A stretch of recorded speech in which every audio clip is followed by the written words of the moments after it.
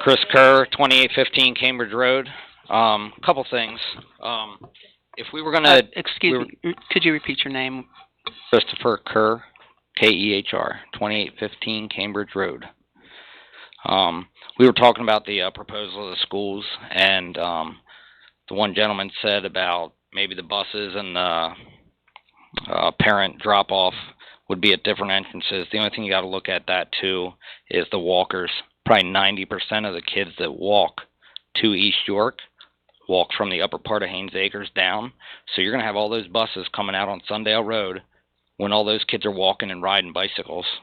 That's something you have to look at too when you're looking at changing the bus route, coming out the back of the school there. Dr. Krauser, you said about the attendance uptick in the new school was one of the academic, say, standards or whatever. I mean, as in academic uptick, or in the attendance uptick, what is that, 1%, 2%? I mean, are we spending $120 million for 1% attendance uptick? I mean, we should have some better numbers here on what the actual academic, what we're seeing for that $120 million we're spending other than maybe a 1% uptick in attendance. As in the presentation, the gentleman here was saying about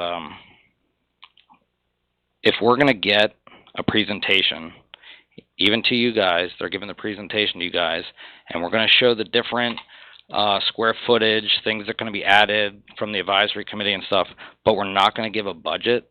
I just don't understand that at all. I understand they got with the group, the advisory committee on the buildings and grounds or whatever, and decided, hey, this is what we recommend, this is what we want. Let's add 2 buildings together or 2 rooms together, and the classes can commingle or whatever, and this is how much more space we're going to need. But why give that presentation if you're not even going to talk about how much money that's going to cost? It just doesn't make any sense whatsoever.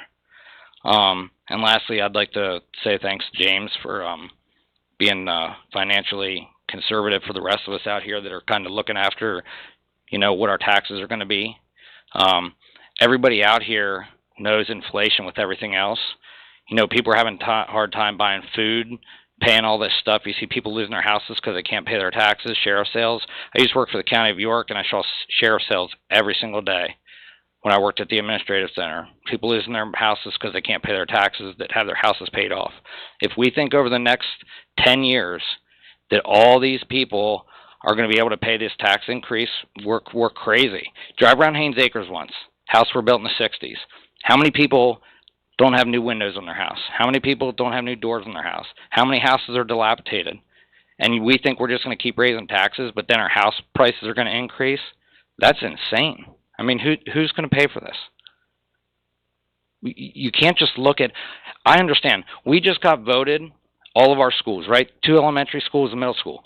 Top 40% in the state, right? We're doing that with schools that you guys say aren't sufficient enough for us to have the education that we're having. I went to school here. My parents went to school here. I've seen the different renovations that happened at York Suburban and all the different schools. It doesn't mean I got any worse of an education. I don't have to have the Taj Mahal to get a good education. I got to get a good education because my parents teach me to go to school, go home, do my schoolwork, all that kind of stuff. It's not just about having the best classroom. Don't get me wrong. I think some of the schools need renovations. You walk through, you see, stuff that needs done. I just don't think $120 million all at one time is being, financially responsible for the taxpayers of your district. Thank you. Thank you.